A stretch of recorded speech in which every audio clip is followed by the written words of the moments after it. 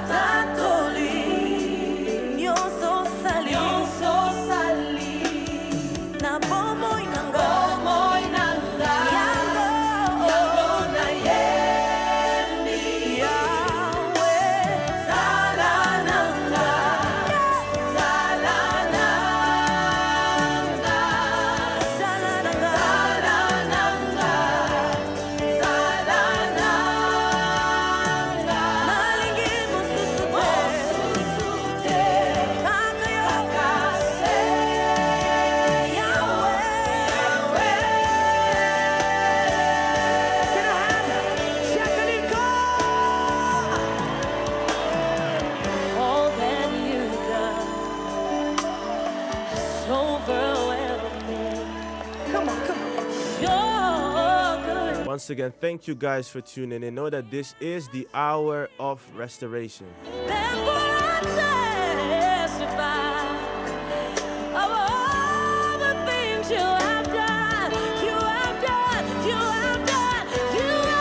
We've touched several topics, and the last topic that we'll touch this month is called sexual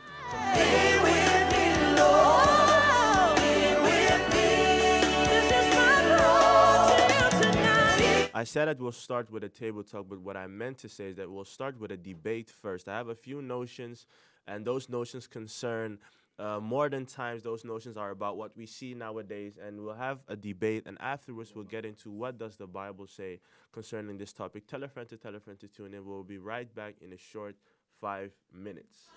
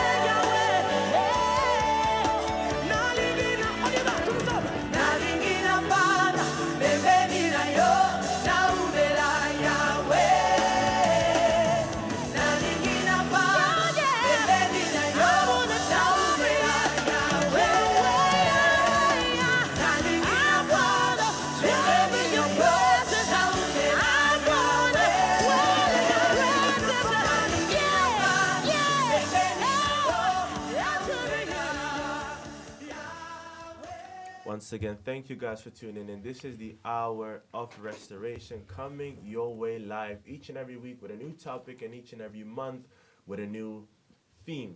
And this month's theme is called This Generation. And the last topic that we'll touch this month is called sexual confusion. There are confusions in many domains and areas. But there is also confusion in regards to sexuality, in regards to our perception towards sexuality, in regards to the use and the purpose of the object that we're talking about or the thing that we're talking about. And I have two of my own seated with me here today, my brother and my sister. So the debate is with you guys today. But before we get into that, no introduction today. My sister Steph and my brother Shalom Anan. But the first thing that I want to ask, and once again to the listeners, I say, if you have something to say, if you have another perception, you have an opinion, just like last week, drop your comments underneath the Facebook Live or the YouTube Live video. We are also streaming live on YouTube, and we're also streaming live on Facebook. Drop your comments somewhere, and then we'll get back to it. But before we get into that and what we are talking about, because my opinion about sexual confusion might be different, and you guys' opinion about sexual confusion might be different. Some people take it. Some people, when they hear sexual confusion, they think about gender roles. Some people, when they hear sexual confusion, they think about what you do in the bed. Some people, when they hear sexual confusion, they think about pedophiles. I don't know what. So my first question to you guys is, what do you think about, or how do you define sexual confusion? Shalom first. To make it real simple, I think, going against nature. Going against nature. Wow. We'll get back to that. Steph, what do you think, or how would you define sexual confusion? Yeah, I actually also agree with him, but I'll also say that if you deviate from what has been the origin from the beginning. Oh. Yeah, so then you also look at biology, you also look at the purpose, and when that is not stable anymore, then there comes the confusion. So if you allow different interpretations and perspective to come along, then you can say there is a sexual confusion or confusion about that. So what was there from the beginning?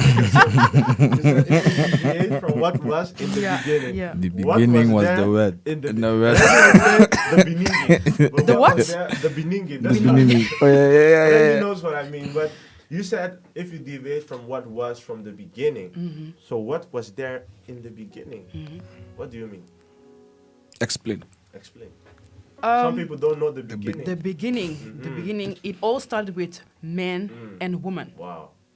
That's all. Adam and Eve. Yes. No Adam and Steve. No. Wow. Okay, and Shalom, you also said when you go against nature.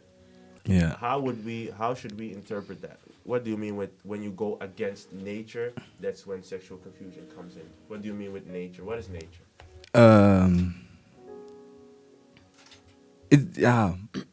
If we will include man in nature, then everything is okay. Because man have such a free will, we would say then, man. Because of men having their own decisions, and then they have their own will to go against nature. But if you would go nature and define nature in our daily life, I would say look to the animal kingdom. How do they operate? You also see, for example, man, woman, a man, he's taking up his role, the woman taking up his role, because the animal kingdom still obeys the laws of the nature. So I think that's how you can answer all the questions which you have concerning what is nature, to start with. So if I ask what is nature, you would say, check the animal kingdom. Yeah. So as a reference to start with, as a reference point, because if you include man in it, you would see their own perception, their own will, their own word, just to make it. Yeah. Otherwise, I would say you have to read the book. But for someone, just a normal, day-to-day person, just look at the animal kingdom. You can learn a lot from that. Okay. So as I said in the intro, we'll have a debate today. I have a few notions. Those are like the notions that are set up in two categories. Some are you could call them pro-women. You could call them pro-women, and the other ones you could call them pro-men. So I'll throw up a few notions, and I want to hear your guys' argument, right? So, and onto the listeners, once again, I say, if you want to join, drop your comments, your arguments underneath the Facebook live video. So, the first notion I'll start with has to do with has to do with gender roles immediately, right? Because nowadays, there's something they call gender fluidity or whatever you may call it. Confusion. Some people call it the standard. Right? And this notion says men can be perfect mothers, because nowadays roles are really interchanging. There's no more this you are supposed to do this as a woman, you're supposed to do that as a man. So that's the notion that I have. Men can be perfect mothers based on how we are structured, based on how we are. Steph, what do you think? Men can be perfect mothers. You see, when you look at society, you see different things. Of course, in the ideal world, you would have a man and a woman to raise a child. But it happens that only a single parent should raise a child. And then you should look at, okay, what is perfect actually? Because everyone has flaws. But I don't think that a man can be a perfect mother to a child. Why? It's because you always need that nurturing part, and that comes naturally from a mother. A father doesn't have it. You can see that the woman is the one who carries the child 9 months. So there's already a connection, a type of connection from the beginning. And after that, it's the mother who nurtures the child naturally, so breastfeeding. So there is already a connection. And there are other things that, so many things a father can't give to a child. But when you look at this, right, because... But when you look at what you're saying right now, and you look at how society is trying to define or get away from gender stereotyping, don't you think that this is what's wrong? That image that you have, don't you think that that's wrong? Because based on society today, what you are saying, society is actually saying that the mother is not the only one who can provide what you are saying that she can provide. They are actually saying that the men can also take up the position of the mother. So are you saying that that is not true? You're saying that men can actually not equally as well fulfill that position? There'll always be a difference. And that is why I say that I prefer a mother to raise a child and not a man. Of course, nowadays it happens that a man pick up that role. But I don't think that a man can be a perfect mother to that child. There is no option, but it's not the best way, because you always need that balance. And there are more characteristics in a mother to give to the child than a man. Wow. Yeah. Wow. Shalom, what do you think? I mean, men are men, huh? We can do everything we want to do, and we can master everything whatever we want to master. Wow. I think men are capable of I would say they are capable. If they can start life, they also can maintain life. Wow. If they can start life, they can also maintain life. So I think because I would say because teachings, thoughts, wisdom, words, it all starts from the man, and then he has to teach the family, educate the family. So I don't agree with Sister Stephanie, because men can, if they have the wisdom, then they can also act according to their wisdom. So I think men, they are capable of doing such things. Capable of to be a perfect, and even mothers cannot even be perfect for their own children. So what is not perfect mother? Wow. Okay, so So men can take up those roles. We are we stand strong in our feet. Okay, but still, mhm. I see that there are so many things that lack. I already mentioned the nurturing part. Because men, naturally, you are kind of strict. You focus only on how a child can cope or prepare to go into the world.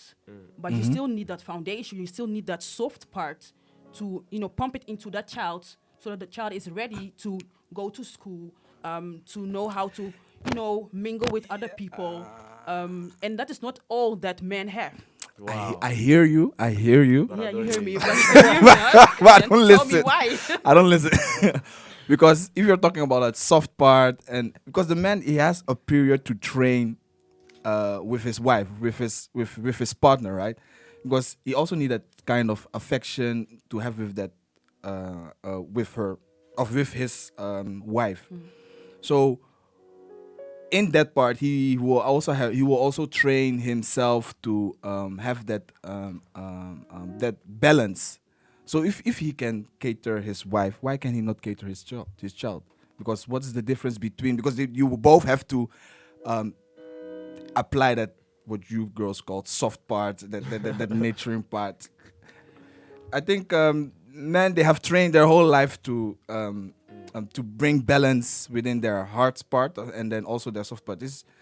So you are saying actually that if a man has the ability to cater or let's say treat his wife well or Come on. whatever you want to Yeah, call that, then he also has the ability to mother or let's say not raise. to raise up a child, because if as a man you also have to raise up your wife. Wow. Do you agree with that? No, but that's what I That's to said. raise up his If wife. no, but that's Wow. what if, Okay, because not raise. the same, I'm joking, but Wow. what I'm it trying can to say. also be like this, that you as a man was not brought up by a father or by a mother, so you were raised by a single parent, and if you already miss that part, that balance, you will also you will not have the full package to translate it to your own child. So if you are saying that, you know how to treat your wife because she's a woman, and you have that that foundation already, and then you can easily raise up your child. I don't really agree, because if you switch it all around, a single mom can also be a father at the same time. That's what I don't think. I don't think. Yeah. I don't agree. I'm neutral. But bring it up. I'm neutral. It's the same, I because- bring up some. For example, myself, I've been raised by both my parents. So both these things, this parenting styles, I have it. It's in balance. So what if in the future later I get married, we divorce, we have a child? I can be a father and a mother at the same time, Wow. But do you know the pressure of a man? because I have it in me. Men are having more Wow. suicides You than can be women. a father and a mother at the same time. Shalom. Do you agree? No, because as I said, there are pros. There are some pros with men, because you talked about the strictness, to stand, to go for their goals, really ambitious. And at the same time, then they will also learn to balance themselves out because they have a partner and so whatnot. So that core ability of a man, it's in a man. So therefore, he can switch up between those two parts, balances. But a core of a woman, it's really hard to go from your soft part to your hard part. I don't know how women just So it means that they don't exist hard women. They don't exist. This is what you're saying. No, but kijk, with all due respect, all respect to the single mothers. Echt, it's not easy to be a single mother. Not easy. Yeah? Echt. That's not what I'm saying. It's all respect to the single mothers. But what I'm trying to say is that women have the tendency to yield on, some peace, some love, something to be someone who would care about them.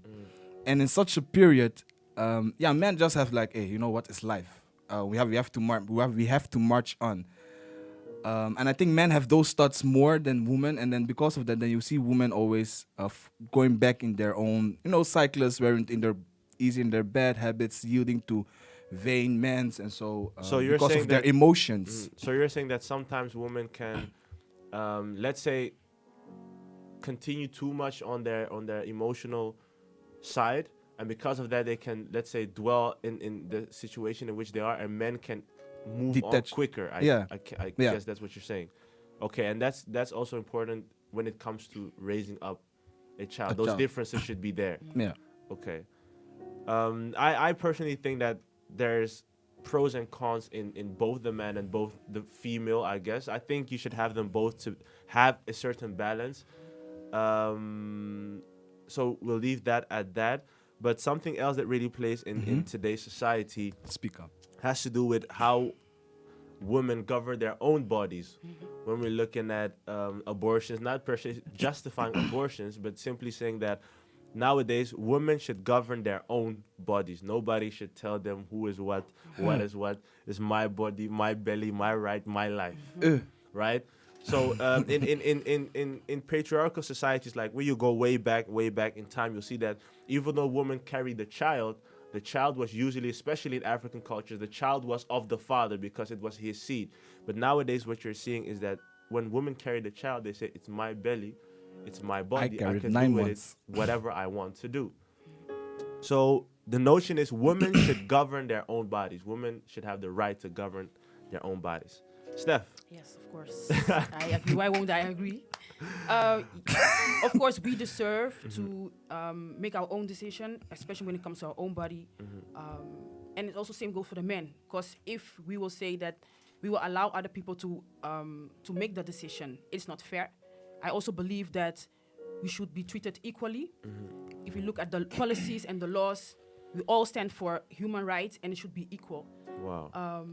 And it's also good for a woman to have that right to decide, because it is good for our environment. We promote positivity. Wow, wait, Wait, It is wait, good wait, for wait. Hey, you economical should be neutral. I'm neutral, but I can mention so many Elaboration. You want Right? to No. elaborate? Elaborate. Which Okay, wait. which environment? Let's play back.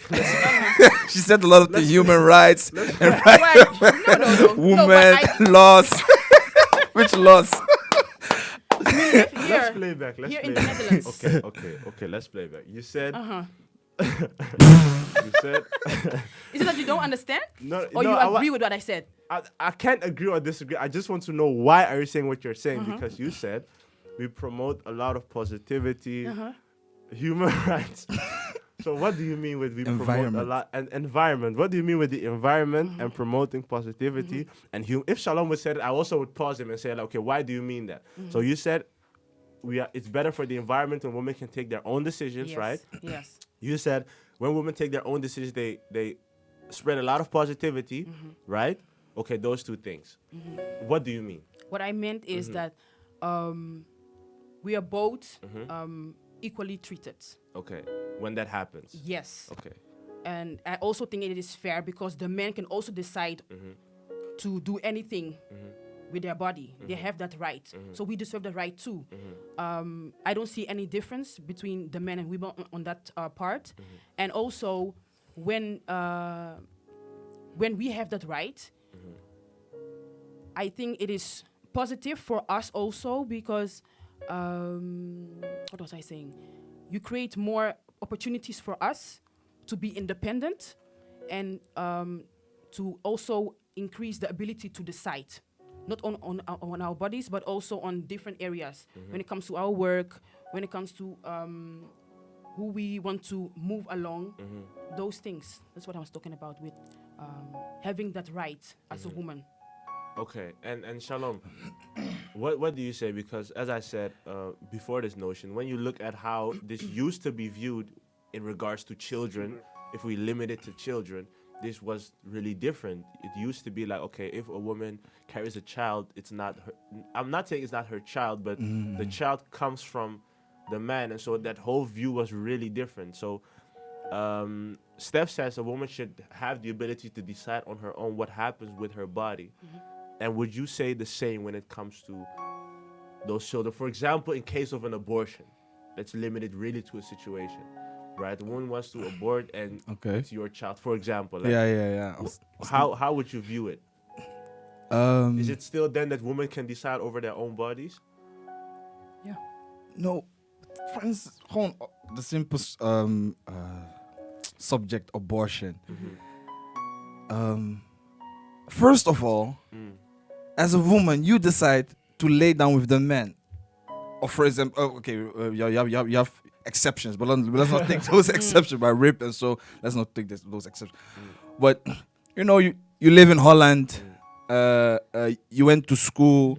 All of a sudden, you had much feelings because some boy was texting you, lovey-dovey, and then instead of finishing your school, you said, "I will skip this lesson." Then you go to the man's house, and then you will sleep with him. The scenario that I want to portray is that it was a decision of both people having to sleep with each other, right?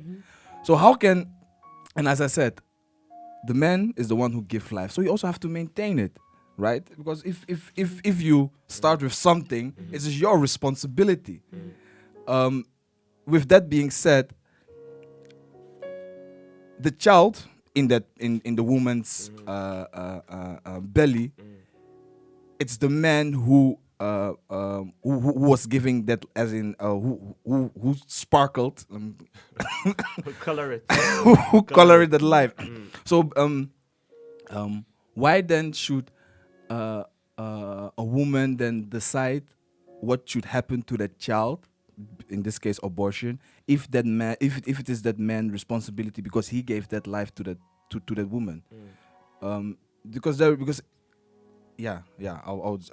use the next argument for the next for the next part. No, but you already elaborated it very well. As soon as it is in a woman's body, Yeah. it is up to a woman to decide.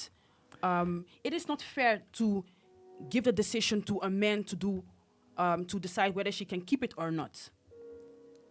I myself, as a woman, or a woman, should have that responsibility to decide and to know what to do with it, to bury the consequences and everything.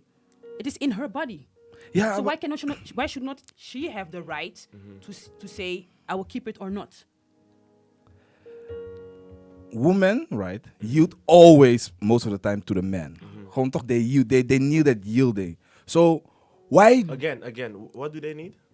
to yield to the man? Gewoon as in I wouldn't say submissive, but really having that to yield. Gewoon, you want to always draw near, zeg maar, Okay. to always draw near to that man. So now you're saying that first you want that you entrust the man your whole body during sex, and after the sex is finished, then you're saying, I want that control back. That's not logic. Wow. That's not logic, because you first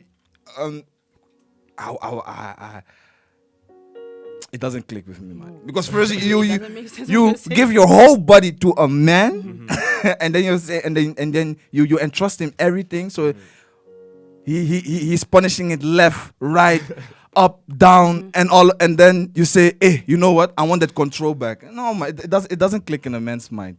Wow. Okay. So you're saying that if a woman gets to the point where she actually hands over her Surrender. body to a man in regards to sexual relations, then when something happens after that, or the normal next step in that process is, of course, having a child.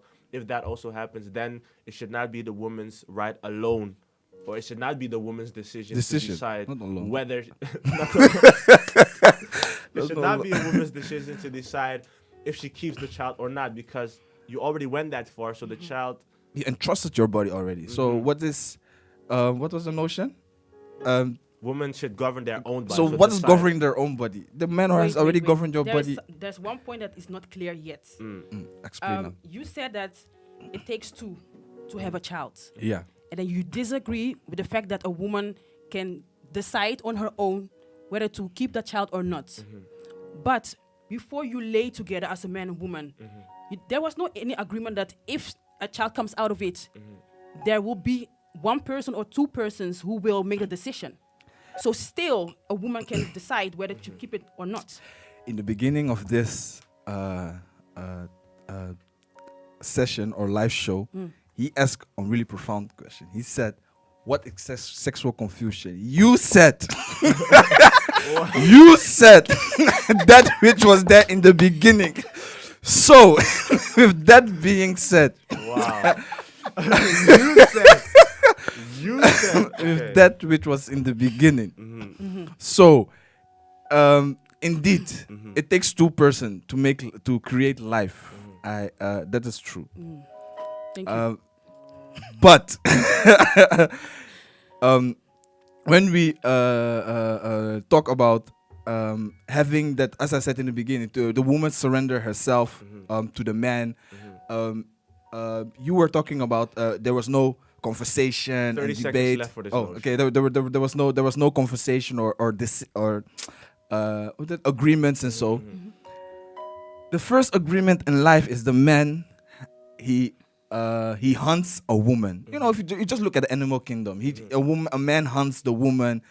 So that means if the woman responds to it, that means the woman has yield already, or has not surrendered, but has given herself already to the reaction of that man.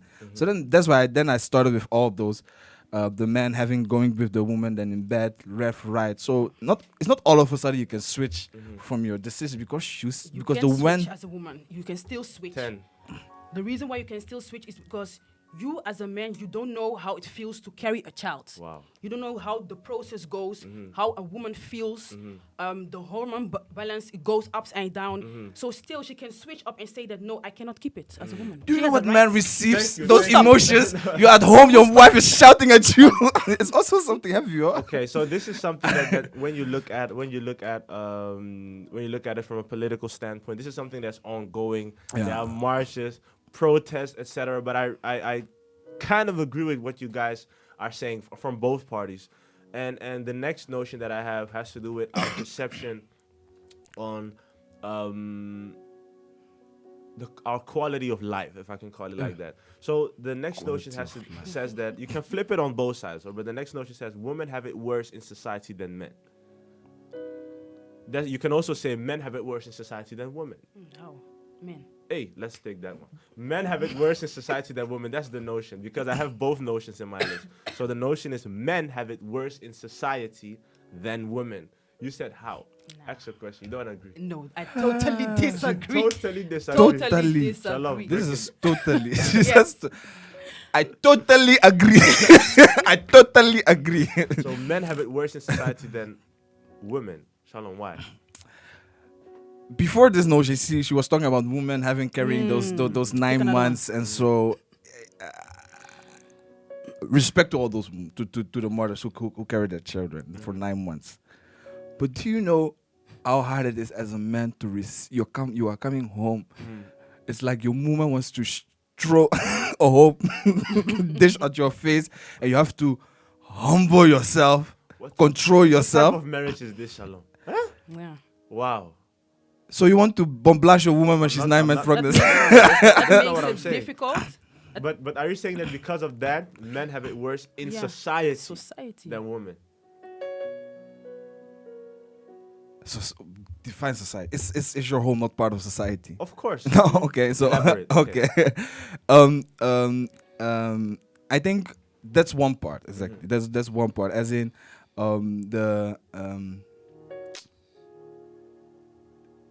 a wise man once said, as a man, you need shock absorbers. And as a man, you have to train that 24/7, because everything you will do, whatever you will say, whatever you will, whatever you say, whatever you will do, you will be really be accountable of the things you do. If a woman cannot reach that point, they always have that. Yeah, you know what? It's okay for her because it's she's trying. But if a man does not have that, so that means a man has higher standards. They expect more from a man. So in society, may it be in your household, at work, at school, whatnot. I think men have to push themselves much more harder in life, and at the same time also have that. I would say having that. I'm searching for a word. rekening houden. Tolerance. No, to as a man, they really have to push themselves further in life, but at the same time, they also have to balance themselves out with the opposite gender. And I think that balance of that inner battle, it makes it difficult because and even now in this society, it's like women will win everything. Bring them to court. A man and a woman, a situation about a child, the woman has won the court. The man, how? You don't know the in-depth. Maybe the woman was a crazy woman, and he has to carry the pain. So I think men, echt all respect, echt the men out there, man. We are trying, man. All the respect to those who are standing to be a man and not to be Thrown around them to say that feminism and equal rights and and stuff. Equal rights. Wow. So you don't believe in equal rights? What's equal rights? there's always a difference. Is that always 50-50? In Like, this there's no world. 50. So you don't. I wanted to go to Steph. You said something He's with saying equal rights. so many weird stuff. Wow. Yeah. Why? Because look around you. Look at the campaigns, the awareness that they are trying to raise. It's agenda. Nowhere you will see that men are going through a hard time in society. But it is known everywhere. It's even part of the law that now they're really trying to promote equal rights because they're not treated equally. But nowhere you will see that they are raising awareness because men are going through a hard time in society. Wow. It is the woman. Wow. But It is the woman. is it not a That's why we have to fight for our own rights. That's why we are promoting feminism everywhere because we're not treated the same. Wow. Look at the workplace. The same way, we're not paid the same. A man will always get more salary than a woman. Okay, and you're saying that that's absolutely wrong? Yeah. I disagree. Men don't go through a hard time. Wow. It's the woman. Wow. Yeah. Okay. I'm in shock. I don't even have. Who's talking about it? That they are going to struggles at home. You know, they cannot bring up their family or carry that responsibility because it is a stress. They don't talk about it. I don't agree with this. Why do you with keep it this. to yourself No. if it is really a problem? Yes. Wait. You're saying the world is pushing the agenda of the woman more than the man. Is that Because they're having a problem. Okay. Because they want to make let's that flip it awareness. around to see how the world is actually Flip it. operating. Or let me put the focus on the other side of the on the other side spectrum. of the spectrum. Do you agree that Africa has more pain than Europe? It's a different continent. Nah. You cannot compare it. It's a different continent. Because you know where I environmental want to go, problems. where I want to go is that we all agree that Africa, they are going to severe problems. In Europe, there was one, in Paris, one bump, maybe two people died. With all respect to those who who died, but you know, and select few people died, and the whole world is upside down. Meanwhile, there are people killing 1 million almost a year in Congo, Ghana, Africa, every other place, and then we are saying that we can. So that's why what I'm trying to say, we cannot use the media as a reference point to say that they are But because still- of that. But still, men don't talk the- about, so it automatically means that there is no problem with them. Sister Steph. Yes.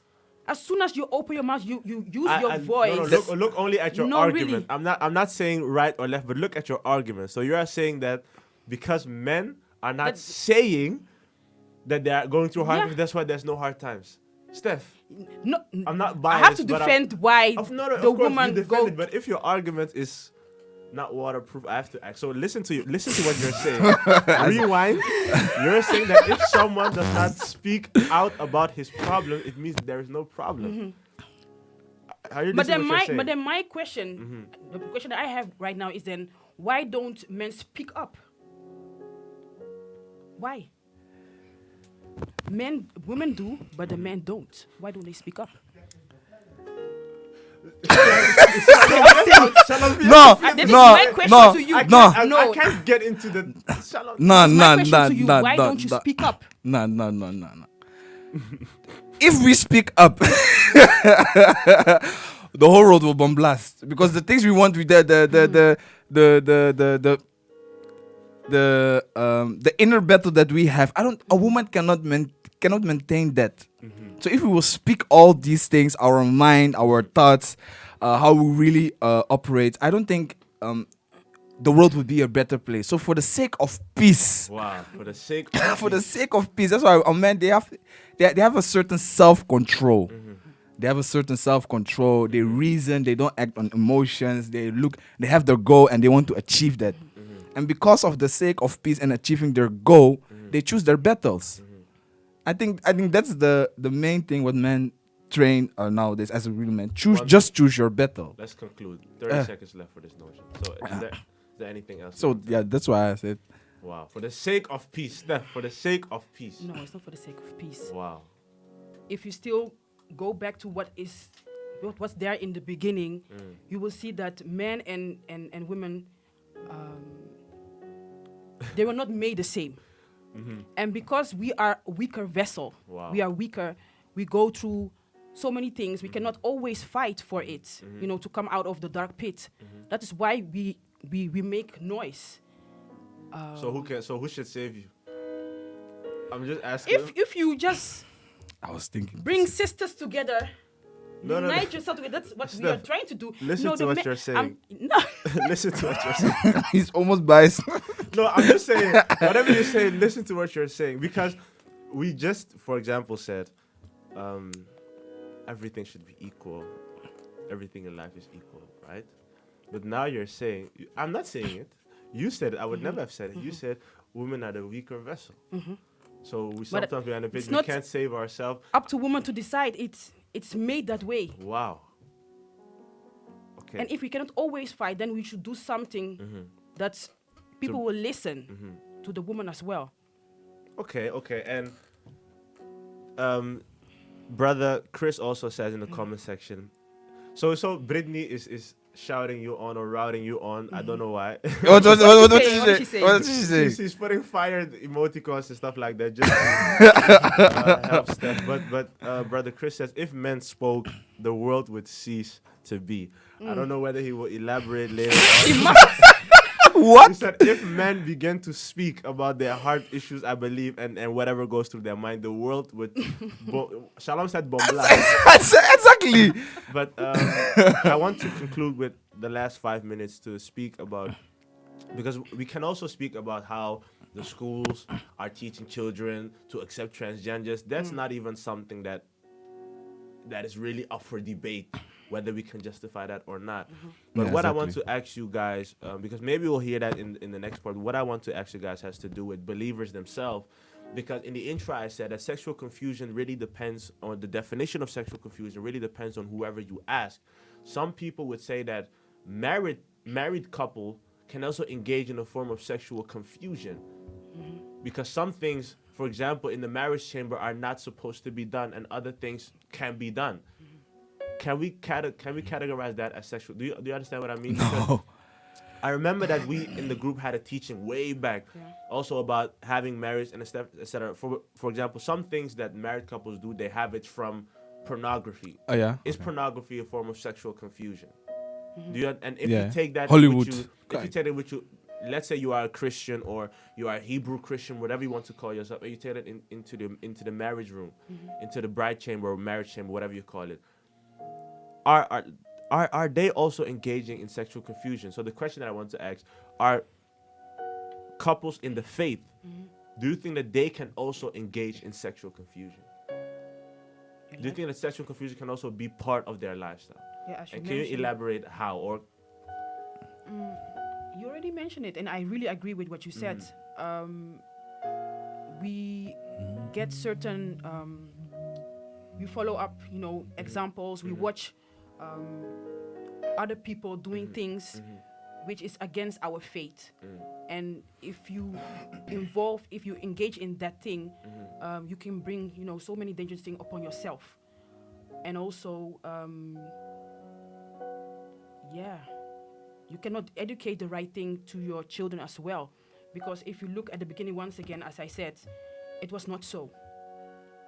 Having sex was not just for pleasure as we see nowadays. Because it has been now the focus that it's all about pleasure, feeling good, and that's all. But what about, to multiply here on earth and to have kids and to have that blessing as Yah will give, yes or no? And Shalom, how would you let's say when you if you are willing you enter marriage or whatever, how would you balance that out? Because some people I believe might be engaging in things which they have seen, they have experienced before. Let's say they repented and they did it, and now they take it into their marriage chamber, which to some might also be part of sexual confusion. But how would you balance that out? How would you decide, okay, what is right to do and what is wrong to do? Do you understand what I'm Yeah, and is that a way, or is that yeah. or is everything acceptable actually? No, for sure, not everything is acceptable. Especially when we look at our society, the media. It has so much subtle influence in our day-to-day life. So And if you say how this is not anymore a really debate, yeah, a debate at the end. I just want yeah, to ask a few questions. I got it. You got it. I'm sharp. Yeah, so sharp. Nee, but to be because sexual confusion is actually is more than I don't want I'm a man and I feel like a woman, or I'm a woman I feel like a man. Of as in I want to be a transgender. Sexual confusion also takes place in the understanding of your own role, I would say, because nowadays you have more men acting like a like a female while they are unaware of it, because most of them, they can be raised maybe by only a woman. That's life. I'm not talking gays, but it's just life, or the situation where Elohim placed them in. But I don't think people in the faith really realize how far sexual confusion can go. And even even myself, I also it's also a reassessment of myself, saying that, okay, for example, as you said, when you look on the social media, they have different. They project different agenda concerning the role of a man, the role of a woman, and because of that, then you feel like, oh, I should also do this. And then as a man, you will take a woman, a core function, core doings. As a woman, you also take woman core doings. Yeah, What they're supposed to do, and then all of a sudden you will see that the marriage will then be imbalanced, and then you pass it on to your children, and then your child which was a woman, feel like I have to be more a man, and then the next generation, then you see that the woman is more man. All of a sudden, the third generation, the woman feel like, hey, I'm a transgender. You understand where to go? Yeah. Transgender is not just I wake up and I feel like, hey, I'm a transgender. It has a deep root, or it took generations before a person can feel like that. And if you're aware of your actions, day-to-day life, your role, always redefine, hey, am I doing, just simple question, am I acting up like a man, or am I acting up like a woman? Am I acting up like a man? Just to start simple. And I always, as I said, just study the animal kingdom. Wow. If you don't have anything, if you don't have resources, and of course the word, everybody have different interpretation of the Bible. Word. So And the it's really difficult to say last that. question that I want to conclude with is, according to you guys, right? If we kind of define what sexual confusion is, so I really think that some people now have richtlijnen or certain guidelines in how should I place and where should I place sexual confusion. But the last question that I have, we have 1 minute for this question, is, can you deliver yourself from sexual confusion? How would you go about it? Right, because we just said, okay, you said that influences from the media and whatever we have watched, I believe, pornography, I also think that's part of sexual confusion, and many of us have been part of that. Me myself, I've been part of whatever you have said, right? And if you realize that this is also part of sexual confusion, really in a nutshell, would you guys be able to say how you might be able to deliver yourself from that mindset, from that sexual confusion? Yeah, it's difficult. I hope really that the minister can elaborate on that. But somehow, I believe that you must come out of the environment you're in, and that's cause that confusion. You cannot do it by yourself. You definitely need other people, other means to slowly come out of it. You can use the word, maybe, I don't know exactly in details, but you need other people to come out of it. You cannot do it yourself, because it's like you're stuck. Yeah. You are in the dark and you need the light to come out of it. Okay. And I also think that when we talk about deliverance, repentance, change of heart, I think as a believer you have to realize that in most all of them always grace is in the hands of Elohim. So if you are sincere and just say if like, for example you heard or you follow this show and you're assessing, I don't if you are boastful thinking I'm not part of it, I think that you're already making a wrong decision. You're already deviating from the purpose of life, because everybody has been influenced by these things. Because I think you watch more media than you read the word. So I think that's the first step. Then also just if you go to the Most High and ask Him from, hey, I don't know what it is. Can you please help me? I think the universe will always help you to do that. And of course, some practical examples. As you said, views. Reach out to certain people. Reach out to certain this. Just abstain yourself slowly. And if you are a radical person, you want your result by tomorrow. You cut by force. By force, by force and by fire. Isolation. Isolation. So we really have to conclude to go to the second part, which is the preaching the word of wisdom in regards to this topic. Once again, thank you guys for joining me. Thank you guys for your answers, your honesty, your arguments. And as to the listeners, also thank you guys for your comments, Brittany, Brother Chris, Lorenza, everybody. Thank you. And now we're going to the second part of the show, which is called the word of wisdom, the preaching, and it is once again about sexual confusion. Tell a friend to tune in. We'll be right back with you in a short 5 minutes.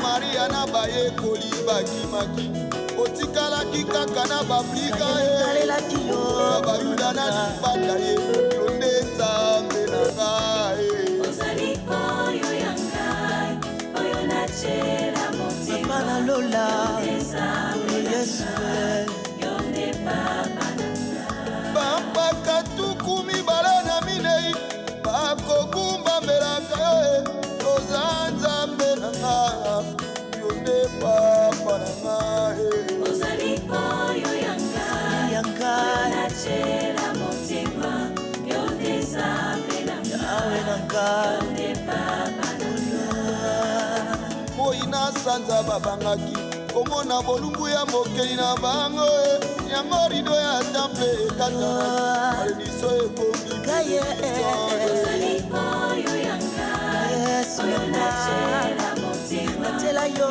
motima nanga mobimba yonde papa na ngai bange na lola bakokumisaka yo oza nzambe na ngai yonde papa na ngai ozali oyo ya ngai nzambe na ngai kolo yawe nzambe na ngai yawe na ngai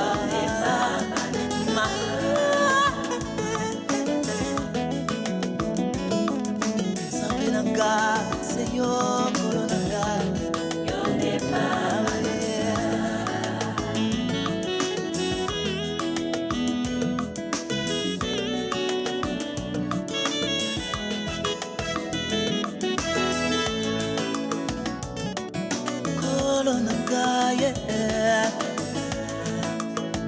sabe na ngayo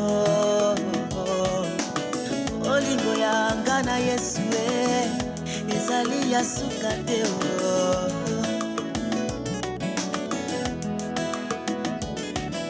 olingo yanga na kolo ezali ya suka te yawe na ngai yanga na Yesu na ngai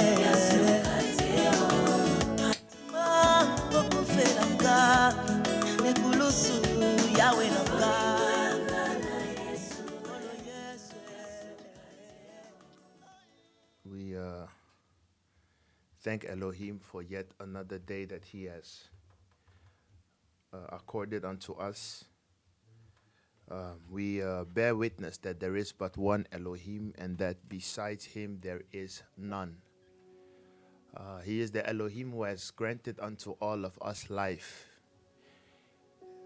in the expectancy and in the hope that we will not waste his precious gift, but that we will do something with this gift that he has accorded us that will, I wouldn't say make us worthy, because to be worthy of something means that you can labor to attain it, but that we will live our lives in such a way that his mercy will not go to waste. And it was for this reason that he, in the days of old, would raise up prophets, his vessels and his servants in the midst of their own people. And he would cause them to rise up early in the morning and would send them to the people to tell them about him. And as we know, he left also for us a record in the set apart books that we now have a portion of that we call the Bible. And the Bible says he did good in that he left himself not without a witness. And the witnesses of Elohim are the words that we will read out of today. So we thank Elohim for his mercy that he has shown towards us, towards the human family, towards me, my family, my brothers and my sisters. We are grateful. And if you who are listening out there is still alive and you are able to do whatever you can do, you should be grateful. If you are rich, you should be grateful. If you are poor, you should be grateful. If you are blind, you should be grateful. If you are maimed, crippled, I know it's difficult, but you should be grateful. For none of us have the right to anything, and everything that we have all received it from his mercy. There were men who were more virtuous than I,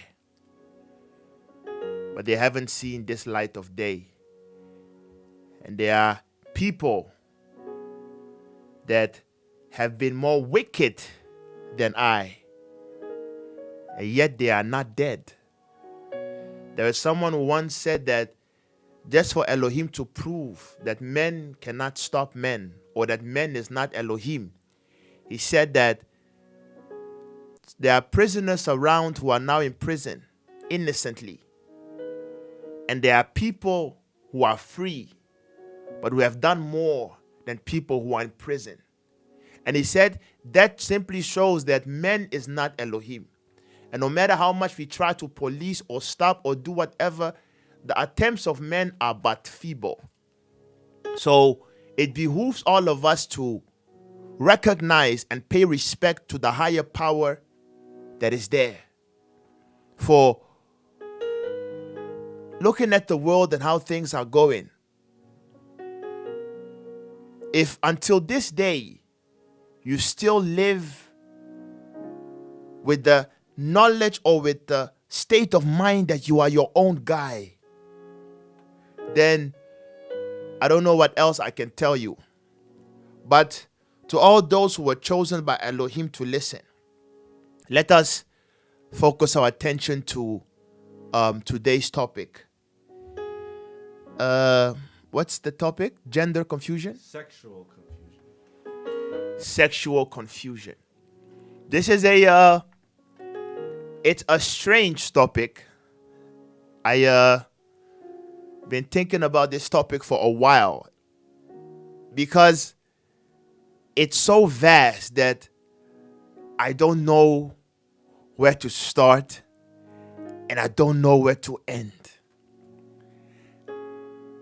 And I've tried to streamline my thoughts, but it's just hard. So I'm praying that the Elohim that discerns thoughts, will be able to cause things to align, because it's too much. Too much. It's too much, because sexual confusion is the beginning of all sin. Wow. So that's where things already go wrong.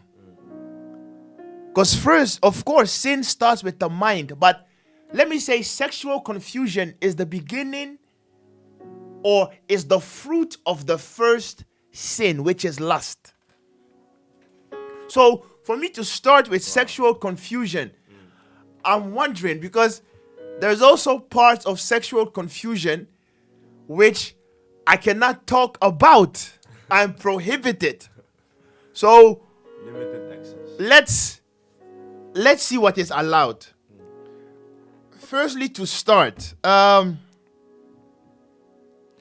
went online and I saw that currently there are 63 known genders. 63. Yes. Wow. Yes. Yes. Human gender. Yes. Currently, there are 63 genders. There are 63 genders. I've heard of madness, but are we human beings that are living? Are we still normal? Are we still within the spectrum of, are we still normal? There are 63 genders. What a shock.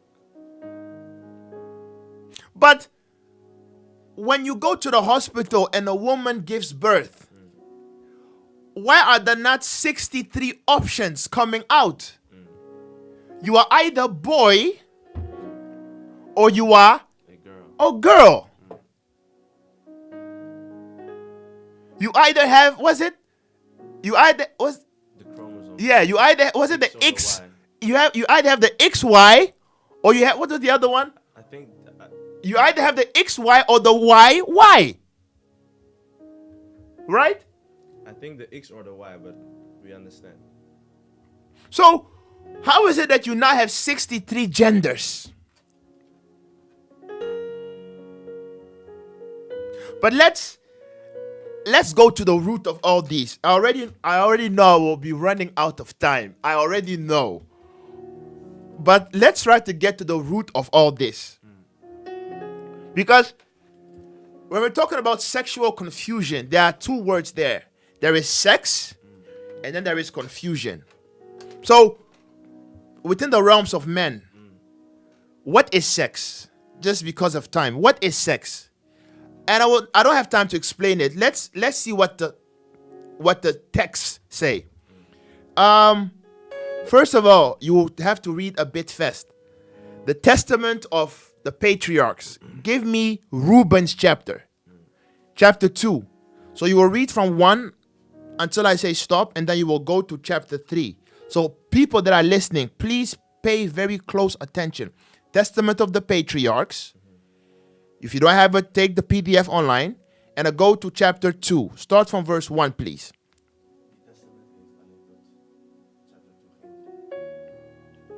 Okay, read. Verse 1. The Testament of Reuben, chapter 2, verse 1. Go ahead. Pay no heed, therefore, my children, to the beauty of women, nor set your mind on their affairs. What chapter is it that he says, I saw 7 spirits? Chapter 1, Is that chapter 1? I believe so. Let's see. Chapter 1 from verse 12. Okay. 7 spirits, therefore. 7. This is a revelation coming from Reuben. This was after that he committed sexual confusion. Reuben, out of enticement, found himself sleeping with the wife of his father. And as he slept with the wife of his father, there was a curse upon him. His father showed mercy, prayed for him for Elohim to forgive him. But he went through a time of 7 years repenting. And as Reuben was repenting for 7 years, usually when you are repenting, your soul is in prison. When you come out of that imprisonment, Elohim usually gives you revelation so that where you were once weak, you can now help others.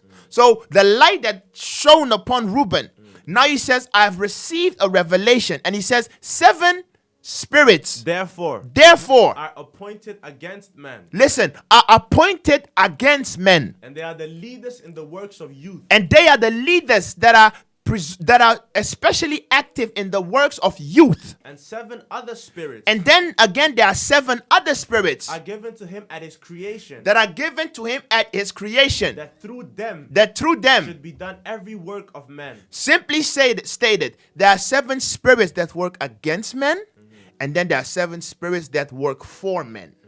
Go ahead. And the first is the spirit of life. This is the spirit that works for men, the spirit of life. Go ahead. You have to run a bit faster. The second is the sense of sight. Go ahead. The third is the sense of hearing, Go ahead. with which cometh teaching. Go ahead. The fourth is the sense of smell. Go ahead. With which tastes are given to draw air and breath. Go ahead. The fifth is the power of speech. Go ahead. With which cometh knowledge. Go ahead. The sixth is the sense of taste. The seventh is the power of procreation. Listen, the 7th spirit that works within the nature, the normal realms of men, that Elohim has given men to function properly. The 7th spirit is the spirit of Procreation. Go ahead. And sexual intercourse. and sexual intercourse. Go ahead. With which through love of pleasure With which, through the love of pleasure, sins enter in. sins enter in. Now, this is a dichotomy. This is very strange. He mentions 7 spirits that work for men. And he doesn't speak of sin, speaking of those things. But then he mentions the 7th spirit, which is supposed to work for men. But there is a caveat. He says, despite the fact that this spirit works for men, through the lust of pleasure, Sins enter in. if you do this based out of a necessity of solely having the need of the lust of pleasure, despite this spirit that should work for you, this spirit will become a snare to you through which sin. Enters in. This is a very dangerous thing.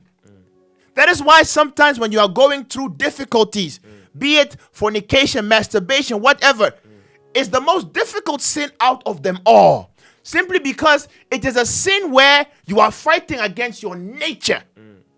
The thin line between your nature and where the enemy enters is so thin that you could cut it, but only if you had the sword of Elohim alone. Because it is working against you, but it is part of you. How in the hell are you supposed to fight this? And I'm not even done yet. This is still the spirit that is supposed to work for you. Continue reading. Verse 21. Verse 21. Wherefore it is the last in order of creation. And because Elohim knows the dichotomy of this spirit, this power of full creation, Elohim said, let me make it the last in the line of creation. And the first the first in that of youth. in that of Youth. in that of Youth. in that of Youth. That's why the youth are very passionate. I always used to think that the word passion is good, but I had to think very carefully, Reassess because things. I know I'm a passionate person, but the word passion and lust are so closely knit that it only takes the sword of Elohim to cut it. To divide them.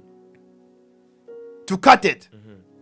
So he says, though it be the last in procreation, It it is is the- the first In that of youth. in that of youth, Because it is filled with ignorance. because it is filled with ignorance. And leads the youth as a blind man to a pit. And it will lead the youth as a blind man to a Pit. And as a beast to a precipice. and as a beast to the precipice. Besides all these. And as a beast to the precipice. So Elohim is simply saying, though you have the power of procreation within you, if it is not for the act of procreation, giving life, and you are only committing to the act of sex Pleasure. for the pleasure thereof, you are ignorant, you are a beast, and you will go to the precipice and die. Wow. He's warning you. He's warning you. That's why sex without purpose. If the only purpose for sex is pleasure, you are sinning already. Wow. You are sinning already.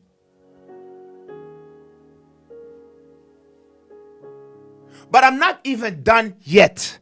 Continue reading.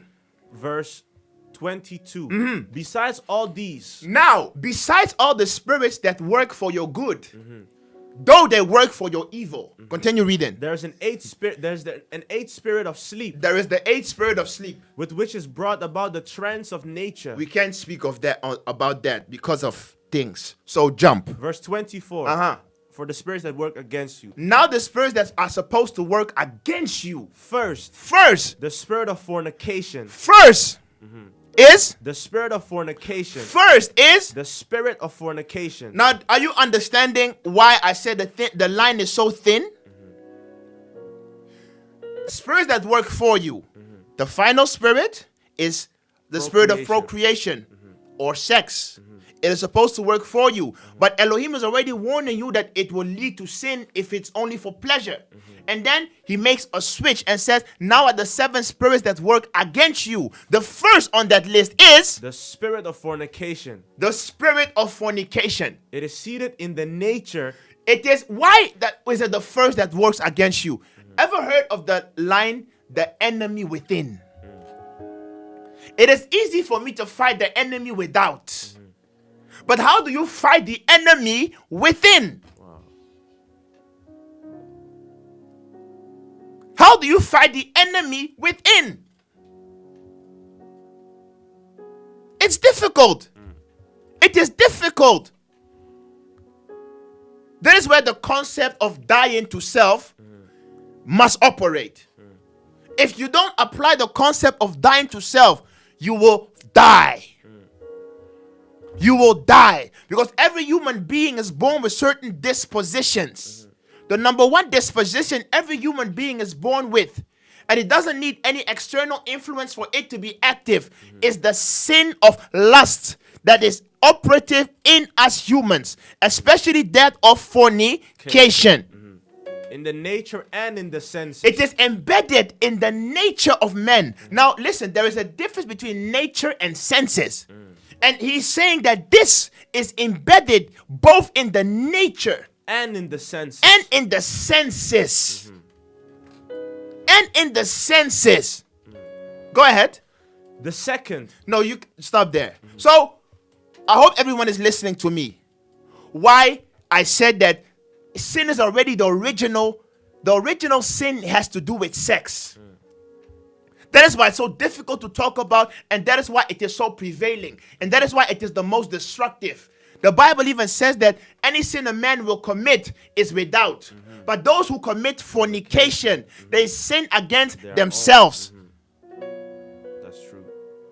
You can drink, you can smoke, you can do whatever. But when you engage in sexual sin, it is deeper than you think. But at the same time, it is something that is hidden. You can be drunk and everyone will see. You can be high and everyone will see. But when you are somewhere jerking off in a corner, masturbating, you cleanse yourself, you come out, no one is seeing it. Wow. Secret sin. This is very dangerous.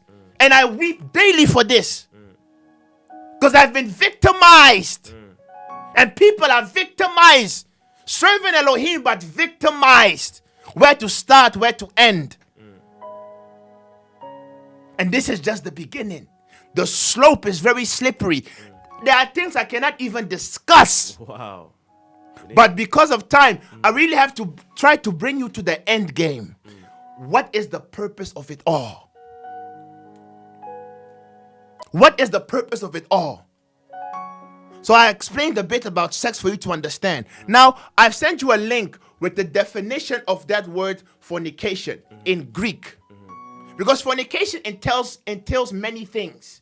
And there's a reason why it entails so many things. Because that is the sexual confusion that I will try to touch the tip of. Jump down to porneia, Greek lexicon, for people to understand what fornication means, the root word of that word. Go ahead. Porneia from the Greek lexicon. Porneia from the Greek dictionary. Porneia means prostitution, unchastity, fornication, Porneia means prostitution, unchastity, and fornication. and fornication. Go ahead. And is used And it is used. of every kind of unlawful sexual intercourse. Sexual confusion can simply be defined as any kind of, Unlawful. Unlawful. Unlawful. Go ahead. Sexual intercourse. sexual intercourse. Go ahead, continue reading. Porneia can also refer to homosexuality Porneia also entails homosexuality as sexual immorality. as sexual immorality. Continue. Porneia can describe Porneia can describe various extramarital sexual modes various extramarital sexual modes modes of behavior of behavior. insofar as they deviate from accepted social and religious norms. Go ahead. Homosexuality, Homosexuality, promiscuity, promiscuity, pedophilia, pedophilia. philia, Go ahead. and especially prostitution. And especially prostitution. We haven't covered everything yet. Continue reading. It should say something about bestiality. Okay. Find it. It should say something about bestiality. You haven't found it? No. No problem. So, if you have time, okay, go ahead. You found it. Okay. Porneia. Okay. So it says Kittle, Bromley, and Friedrich provides a very complete meaning of porneia, stating that its meaning includes It includes adultery, fornication, licentiousness, homosexuality. And Harper's Bible Dictionary states that porneia also includes bestiality. It includes what? Bestiality. So when we're talking about sexual confusion, we're talking about everything that deviates from the rules or what they set as unlawful. Now, which rules are we living by? Obviously, I'm not an atheist. I'm not a Muslim. I'm not a Buddhist. I am someone who believes in the Bible. So, by the rules of Elohim, everything that you are sexually doing that deviates from the norm, from the written norm of Elohim, can be considered as sexual confusion or porneia. However, it's too simple to stop at that. Wow. Basic. I just gave you understanding because let me remove the easy ones so that I can tackle the difficult ones. The sister was sitting here and the guy was sitting here and they were discussing things. And someone asked a question about can there also be sexual confusion within the marriage? Though the Bible says in Hebrews that marriage is honorable in all and the bed undefiled, you can still defile the bed though you are married. Wow. Marital defilement. You can still defile the bed though you are married. And because I can't break down things, because I have other things to break down, I will just mention some of the things that will cause you to defile your marriage. Wow. I'm not trying to be graphic, but some people are just knocked upside the head. They are married, but they sexualize their women to feel certain lusts. And they say, we are married, it is allowed. My friend, is your woman a beast? Some women, they emancipate, or not emancipate, no, they emasculate, I'm sorry, their men, causing them to do things that dogs do. And they say, no, we are under the covering of marriage, so it is allowed. No, my friend. There are things you cannot do. You have to look at the root of these things. Where do they come from? What purpose do they serve? Is the purpose pleasure only? If the purpose is pleasure only, and there is no healing, no completion, no coming together in beauty and awesome and holy unisonness, then there is something wrong. If there are things that cause shame, you shouldn't do it. If there are things that cause you to look differently at your wife or husband, you shouldn't do it. If there are things that cause you to behave like a demon, like a beast, you shouldn't do it. Demonic intercourse. Wow. No, we have to do it. We have to say these things. Things like anal in your marriage. My friend. Wow. My friend. My friend. My friend. You force your wife. You are married, my friend. Hey. But it's happening. It's happening. Sexual confusion it's happening. I can't dive deep into that because Too deep. We can't life say- is we have to try. Things like fellatio. I don't even know the meaning of fellatio. Yeah, I don't no even problem. want to know No it. problem. You are young. No problem. Things like fellatio. You are married. You are forcing your wife to do it on you, my friend. Please don't look it up. My friend. No, but the married couples, they know. These things ought not to be. These things ought not to be. Yeah, but and then some people are so sick, they quote the songs of Solomon.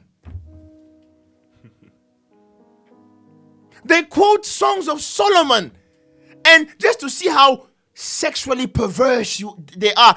The things I can't quote it. 18 plus teaching. So you force your wife to do for my friend. It is not sound. It doesn't bring wholesomeness. You bring shame to your wife. She has to go and then kiss your children and no, it is not normal. It is not normal. If it was normal, no, we have to discuss these things. Strong deliverance. If it was normal, then maybe even after when she did that to you, you were supposed to be able to hug her and kiss her without being afraid, but you will run for your life. can't. So it means that it is not normal. No, I'm just saying it. You need detox. And then the women also forcing the men to do it on them. Why? Because then we can enjoy longer. We can experience You are sick.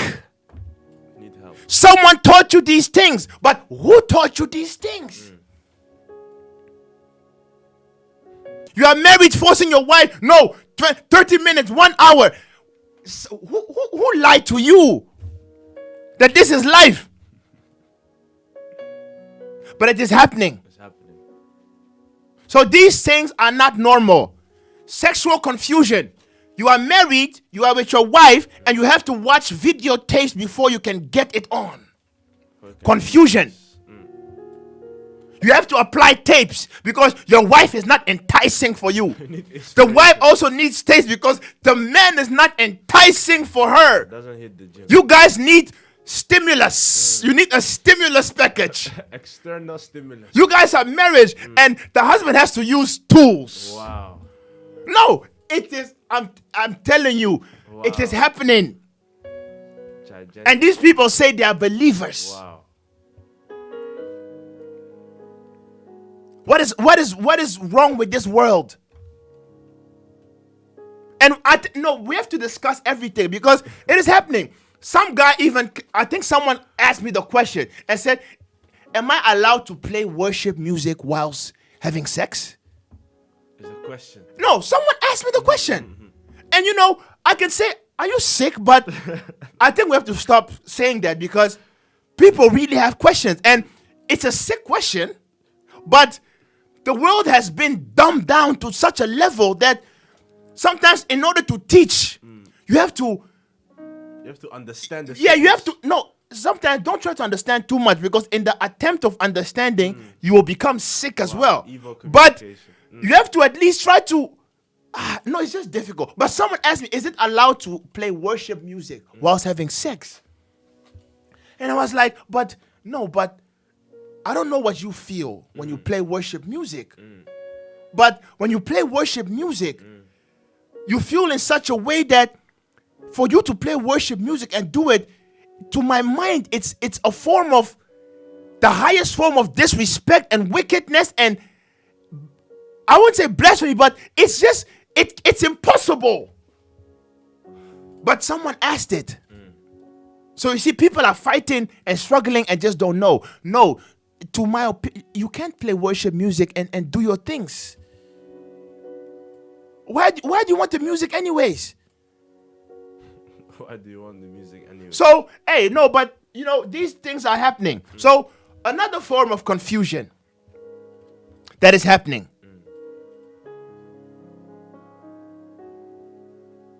is this. Some men are so messed up that they are married because she's your wife. Your wife has a period.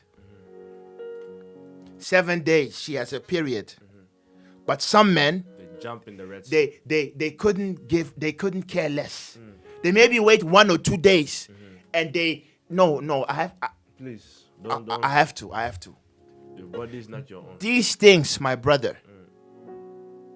Or some women even they ask their husband to, you know. So these things, my sister, also, it's not normal. It's not clean. It's not wholesome. So don't do it. I think those were some of the more normal things we could discuss. This was normal. No, because This was listen, normal. no, you don't understand the depth of this world. You don't understand the depth of this world. So, we just read the testament of Reuben. Now, because we are all seeing how crazy this world has gotten. Where, if you're watching television, for example, I saw a guy on YouTube. He went to a store dressed like a female, but it was a guy, and he was muscularly built. And the guy who was at the register gave that person the money back and said, "Here you go, sir," and gave the money back to the guy. With the lady apparel. And that guy went nuts. He started kicking things and screaming and said, "Why do you address me as sir? Can't you see I'm a woman?" And I felt sorry for the guy at the register because he was shocked. The guy was like, "But I'm only here doing my work. You know, I haven't solved this problem. I gave you the money back and just said, sir, what have I done?" The guy went nuts, kicking over the groceries, shouting, and he said, "I want to speak to your manager." I already knew this guy is fired. No, that is the wickedness of this world. They would fire the guy. Then I was like, wow. But it's happening. You at your workforce. If someone is gay and you dare to say something negative about that guy, if he only goes to HR once, your contract is terminated. Finished. Your contract is terminated. Your contract is ripped apart. So what is happening? There is something wickedly happening. And people still don't understand. This world serves a God. Yes, I think Corinthians 4:4 says, no, you don't have to go there, that this world serves a God. And they all call this God the devil or whatever. But you don't know that the devil is the deceiver with many faces. But there is one face that he usually uses when controlling this world. He uses the face. But what is the face he uses? And what is the ideology around behind that face? Give me the book of Romans 1 from verse 18. Romans chapter 1 from verse 18. Go ahead. For the wrath of Elohim For the anger of Elohim is revealed from heaven it is shown from heaven against all ungodliness against every form of ungodliness and unrighteousness of men. and the unrighteousness of Men. no of the devil. Of men. No, of the devil. Of men. Go ahead. Who hold the truth in Who unrighteousness. hold the truth in unrighteousness. Because that which may be known of Elohim Because that which is known of Elohim, is manifest in them. it is manifest in us. What is known of Elohim? At birth, when people are born, you see a woman, you see a boy, you see their nature, how they grow up. At what is known of Elohim is clearly manifested In them. in them. Go ahead. For Elohim had shewed it unto them. For Elohim had shown this unto us. For the invisible things of him For the invisible things of him, from the creation of the world go ahead, are clearly seen, they are clearly seen, being understood by the things that are made, being understood by the things that are made. even his eternal power and Godhead. Even his eternal power and Godhead. Godhead. even his eternal power and the fact that he is Elohim. So that they are without excuse. So that now they have no reason anymore. Go ahead. Because that, when Becau- they knew Elohim, Because that when they knew that there is a creator They- who has created the heaven, the sun, us human beings, we are made in his image, in his likeness. We didn't come out of coincidence or whatever. We did not come from animals. We were created in the form of Elohim. Go ahead. they glorified him not as Elohim. They would not glorify him as Elohim. Neither were they thankful, Neither were they grateful to Elohim. but they became vain in their imagination. Now, what Shaul is saying here, people think this only has to do with the Romans. Because many people use this quote and say, you see, when you continue reading, you see homosexuality was not part of ancient religion. It was only part of the white race. If someone told you that, I have to tell that person, please sorry. rethink what you're saying. This is something which is being affirmed by the Romans, but they are not the progenitors of this wicked thought and idea. Because what you have to understand, what Shaul is referring to now has to do with all the way back to Genesis. It has to do with all the way back to Genesis, when people had a clearer identity of who Elohim was. Because Adam knew who Elohim was. He looked at him, they spoke. They begat children who also received the story. What he is referring to here now has to do with after the flood. Because after the flood, what you have to understand is, how can I best put this? After the flood, there were stories being told, which came through Noah and Shem and all of them, about, hey, listen, mankind has acted wickedly against Elohim. Therefore, Elohim kicked us out of the garden, but there was a promise of a deliverer. There was a promise of a deliverer. And that knowledge was passed down from generation to generation until after the flood, a mighty king arose. And this mighty king, though he arose and he knew of his grandfathers, the teachings of Elohim, he decided to rebel and began to worship Elohim in the way that he knows, in his own kind of way. And Elohim is referring to that person or to that generation, because they are the one who founded every religion that we now know under the sun. And this person I'm talking about, we all know his name. For his name is Nimrod, the mighty hunter against the Lord, as that Bible says it. Now, I know it doesn't make sense yet. And what does this have to do with? I'm coming. Continue reading. From verse 22. Verse 22. Professing themselves to be wise, Professing themselves to be wise, they became fools. they became fools. And changed the glory Listen, and they changed the glory of the uncorruptible Elohim of the uncorruptible Elohim into an image made like to corruptible man. into an image. So they try to humanize Elohim into an image made like, not as man, but made like unto Corruptible man. corruptible man. And to birds And this image would also have partial bird and beasts and partial beasts and creeping things. and creeping things. Wherefore Elohim gave them up to the uncleanness And because they decided to cause that image to be their God, Elohim now gave them over to. uncleanness. Now, what image am I talking about?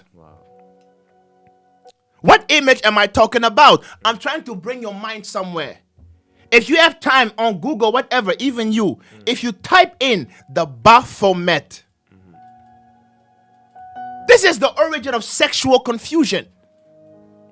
If you type in the Baphomet, you see an image there. Baphomet. Baphomet, the Baphomet. You see an image there. And the image you see, if you read Romans again, you will understand. It is an image made like unto corruptible man, And to birds. and to birds, And to beasts. and to beasts. And creeping things. And now, if you look at this image, this beast or this man, you see it is a hybrid kind of creature who looks like man but has the head of a goat. He has horns, wings, the hoofs of a goat, and breasts of a woman, but muscular arms like a man. What kind of wickedness is this?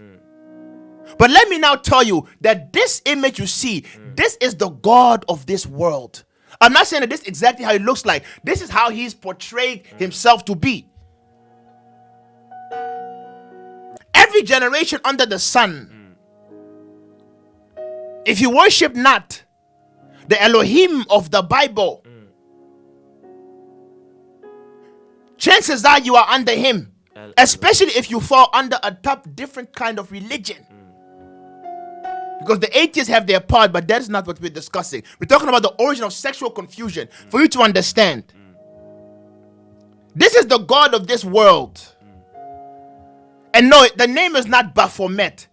This is the God of this world, who is known as Pan. Why is it known as Pan? I am coming. Religious. I am coming. What you have to understand about every other ancient deities of old. The other ancient deities of old, every religious text will tell you that organized religion started at what they call the Tower of Babel, or it started at Babylon. And the first priest and head thereof was Nimrod, the mighty hunter before the Lord. The original verse says the mighty hunter against the Lord. And this Nimrod, whose name means to rebel, or actually Nimrod Bar Cush. Nimrod Bar Cush. Nimrod, he who rebels, the son of Cush.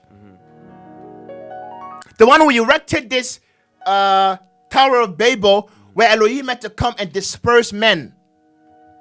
He was the head of Babylon as we know it. Where Egyptology comes from, where the Greek pantheons come from, where Roman mythology comes from, where Christianity comes from, the root of all these things come from Nimrod or Babylon. These are all branches. These are all branches. And people always say Satan is the God of this world. No. What you have to understand is, you will see that there is a prince of this world and there is a God of this world, or there is a king of this world. Wow. Nimrod was the king of the world as we knew it at that time, but he was inspired by the prince of the world at that time. Now, why am I saying this? Because, yes, people worship Satan, but the God of this world, the visible image of the God of this world is Nimrod. Now, this Nimrod, he was deified. He was a man who, through legends, became a god and was worshipped as a god. But he was a man. And he was a man known with many names. Because I can't go into the full details of him, but I have to give maybe a very short breakdown for things to be clear. This Nimrod was the original rebel leader against the will of Elohim. And he had a wife by the name of, I think, Semiramis. Semimaris, I'm sorry.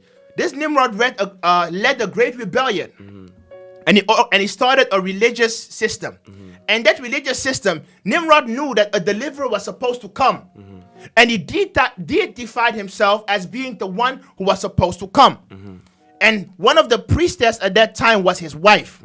Now, an accident happened. Shem rose in rebellion and killed Nimrod.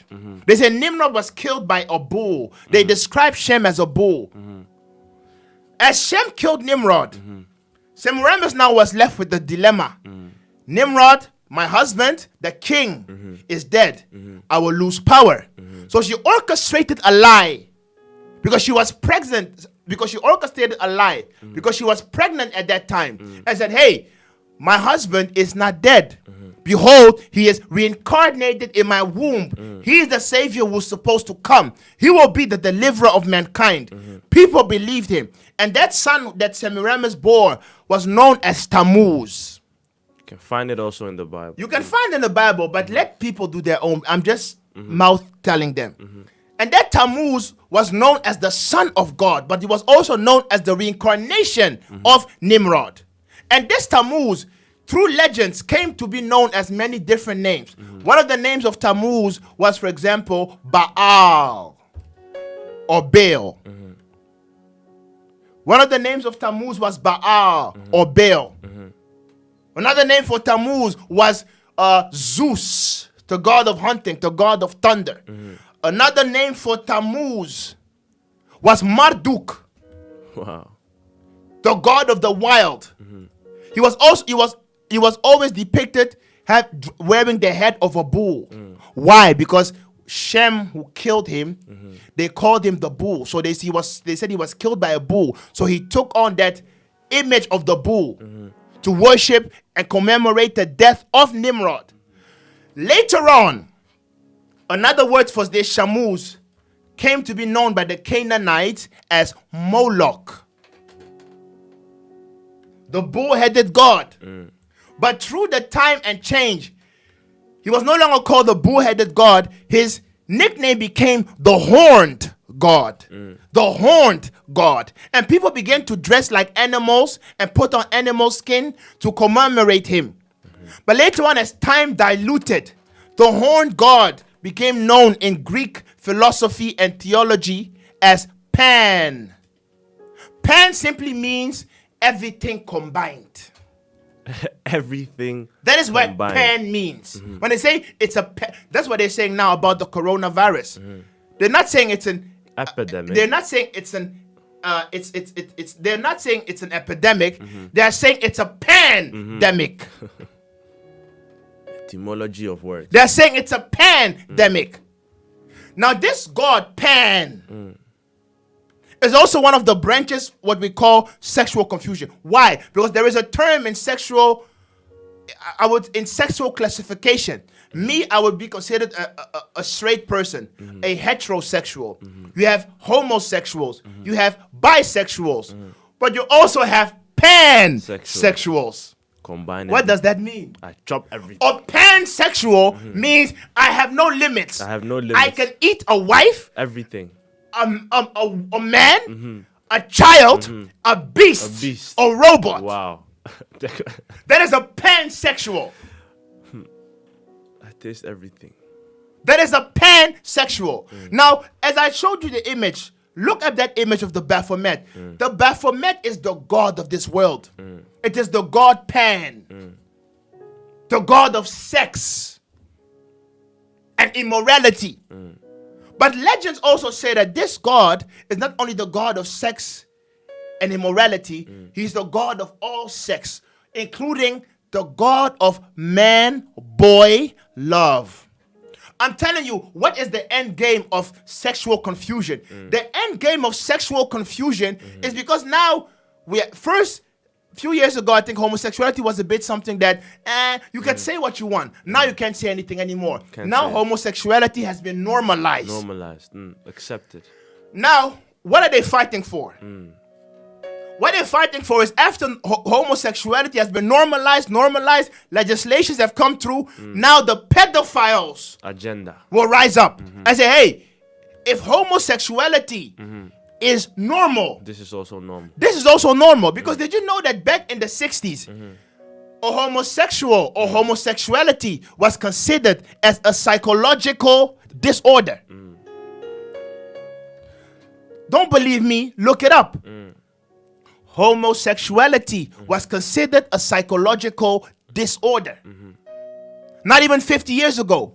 Now it's no longer a psychological disorder. It's a sexual preference. Now they're fighting to make sure that pedophilia. Because it's already considered now as a psychological disorder.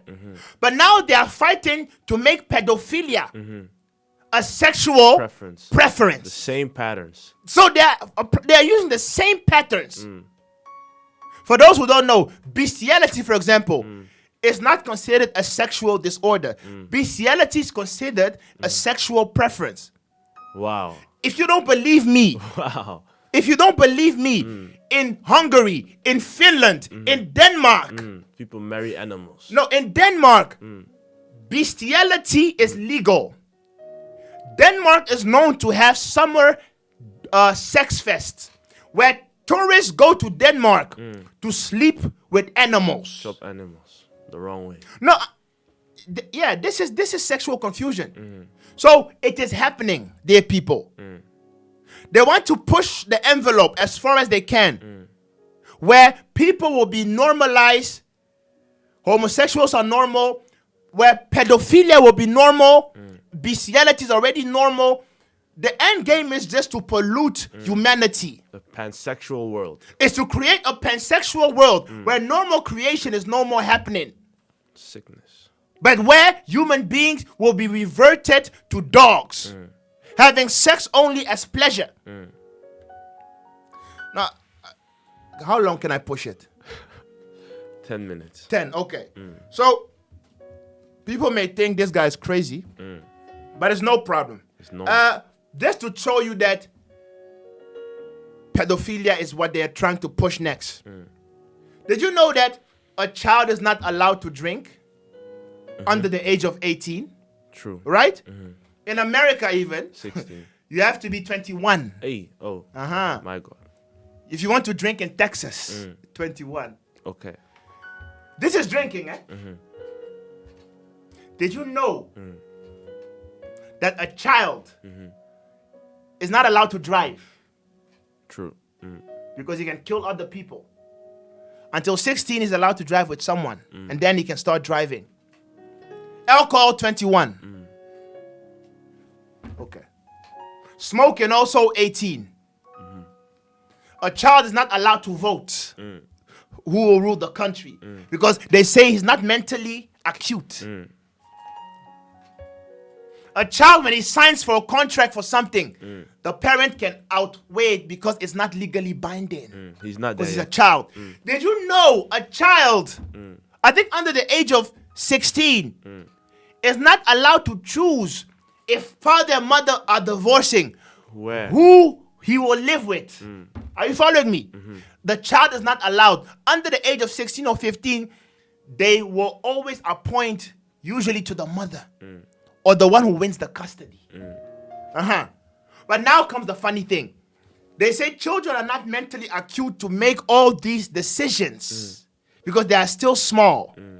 But did you know you are not allowed as a parent to prohibit your child from deciding what he is sexually? What a logic. That's the thing. There is no logic at all. A child cannot drive, vote, choose parent, whatever. But a child who is 6, who is 8, who is 10 can say, hey, daddy, you know what? You know what? I've been thinking, and I like women's skirts and playing with Barbie. I'm a woman now. Don't call me Chris, call me Christina. Daddy, I made an appointment. I want to go to the doctor and have my sex change. I want to be a woman. And if you prohibit that child, the child can tell school. School will call child protective services. And they will say you are abusing your child. Take away your child and then let the child do what he wants.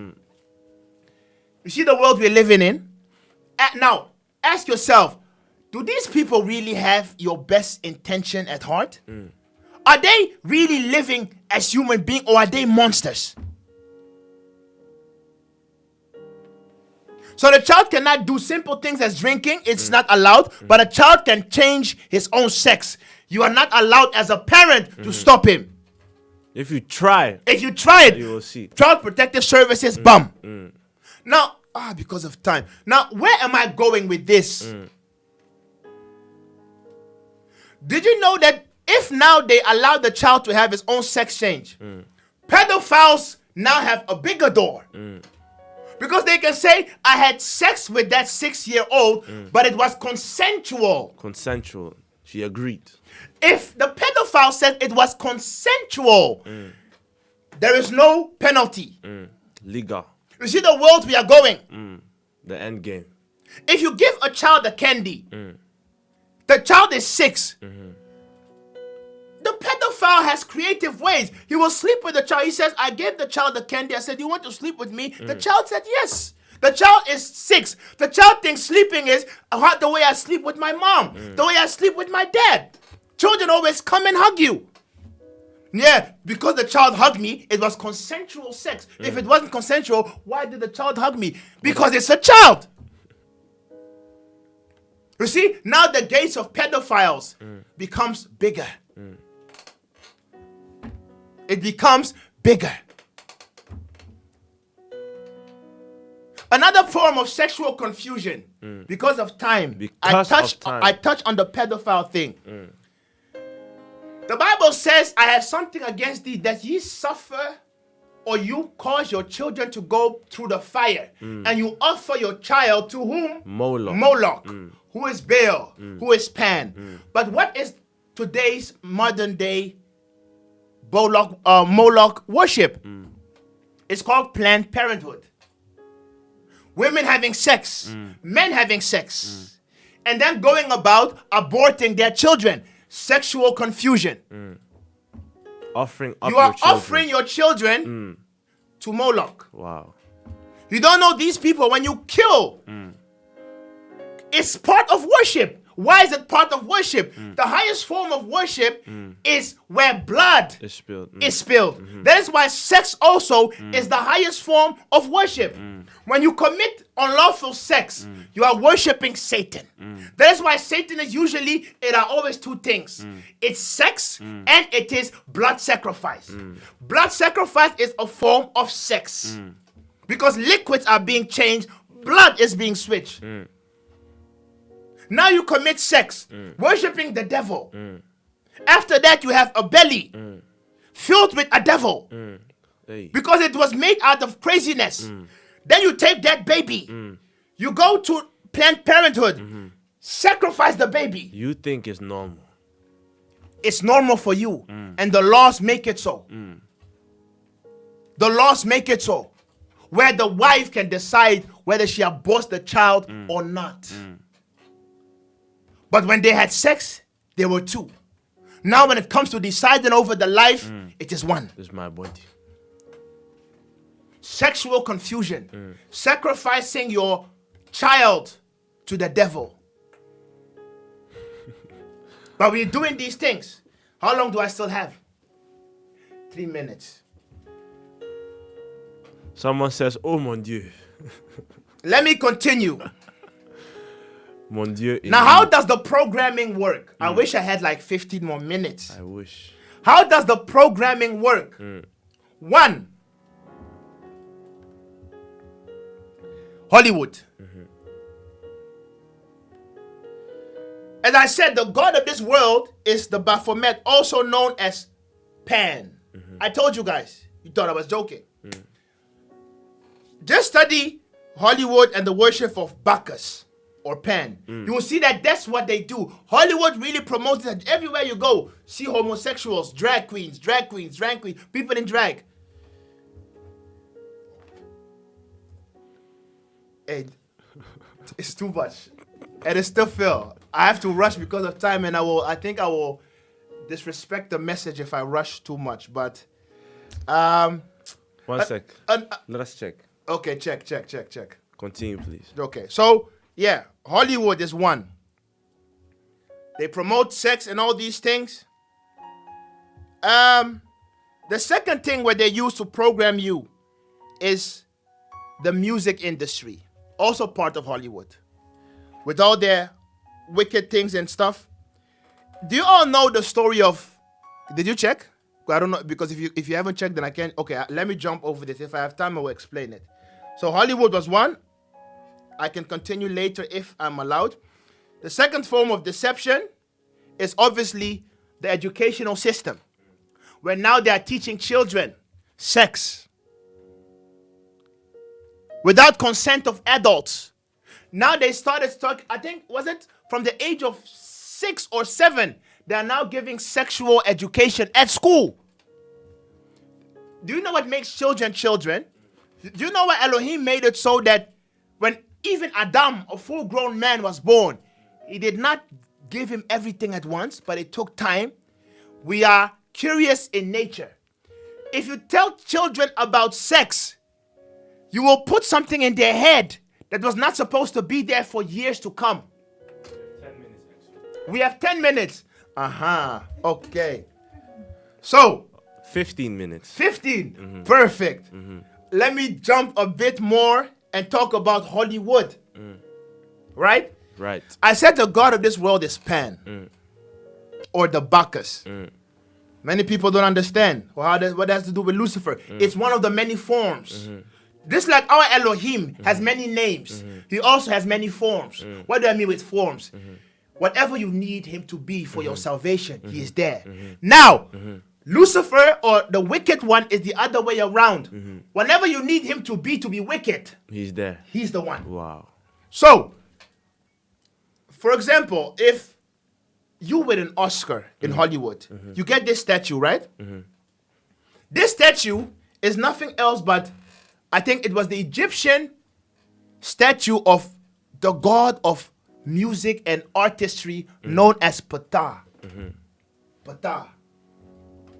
Known as Ptah. Right? Okay.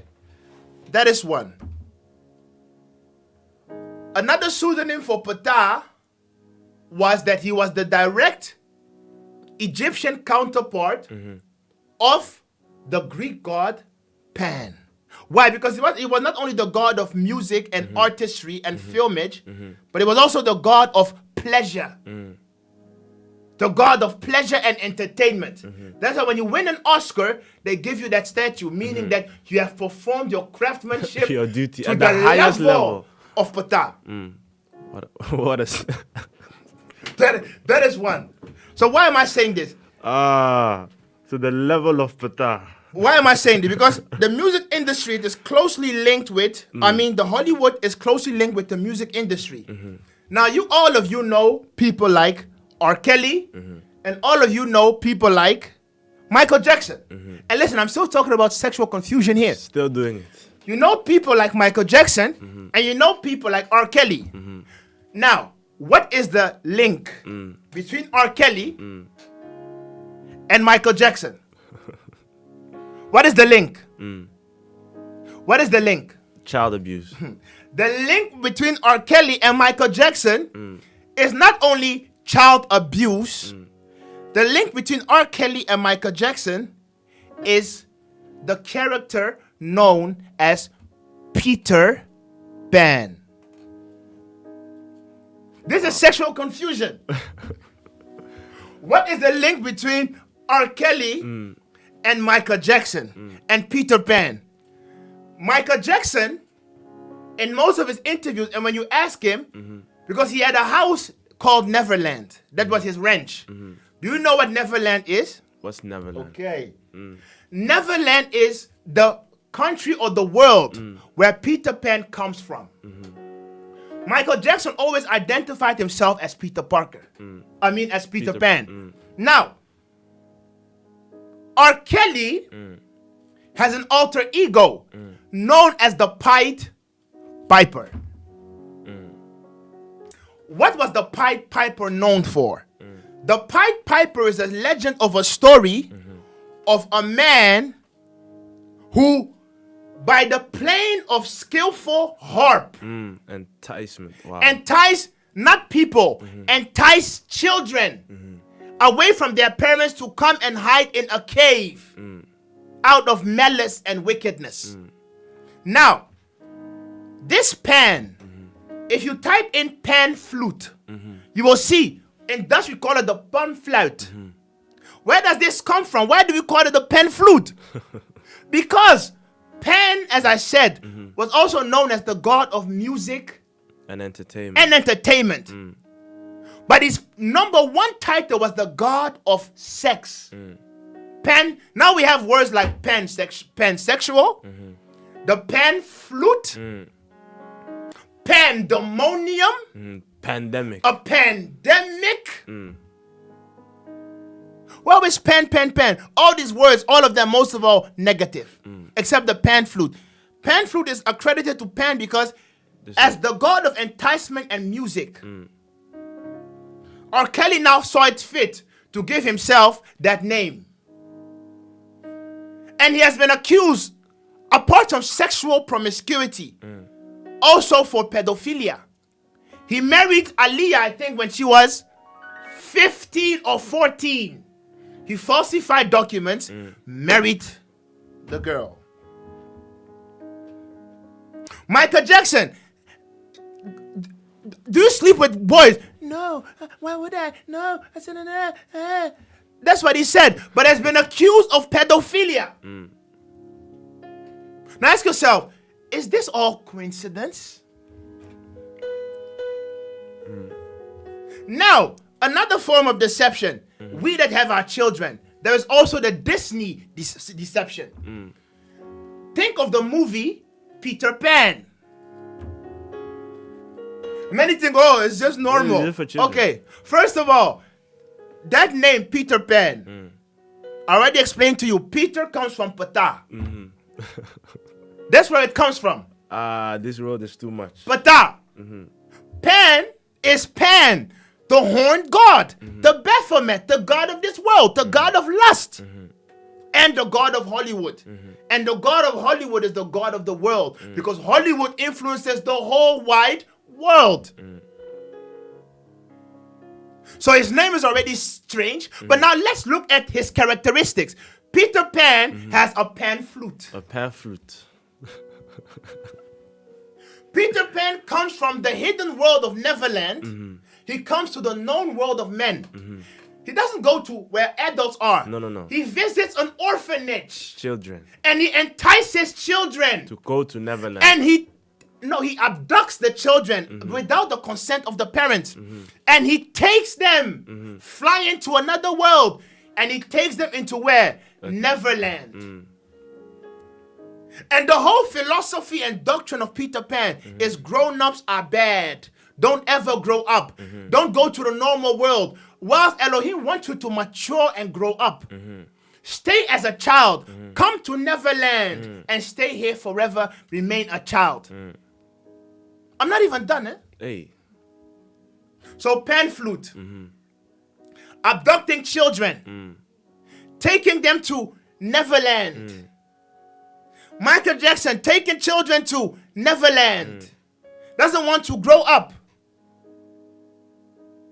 R. Kelly calling himself the Pied Piper. Music enticing women and men. Is there a coincidence or have I just gone mad? We are seeing patterns. Have I just gone mad? Have I just gone crazy? Also, Hollywood is known for pedophilia. Known for pedophilia. No, this is not a... They are known for pedophilia. There is a pedophilia ring in Hollywood. And I'm not even done yet. Other pansexual tendencies in Disney alone. We have Snow White and the Seven Dwarfs. You just think I've lost my mind. No, you have to look at things from multiple dimensions. There's always the left side of things and right side of things. Multi-dimensional thinker. You have to. Snow White and the Seven Dwarfs. What the hell has a small girl has to do with sleeping in the house of dwarfs, 7 dwarfs for days? You're not seeing the pedophilic tendencies, eh? You're not seeing it. I'm not even done. Now we have Beauty and the Beast. Promoting what? Bestiality. Bestiality. You see how wicked this world is? Or have I just lost my mind? Things like The Little Mermaid. Promoting bestiality. You're letting your children watch all these things. Yes, yes. Watch it. Watch it. Enjoy.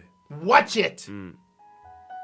Your children grows from going to school. They taught him about wickedness, sex, all these kind of Planted things. the seeds. He comes home, watches animation, Peter Pan, Little Mermaid, Snow White, Beauty and the Beast. And then he grows up. After that, he goes to music.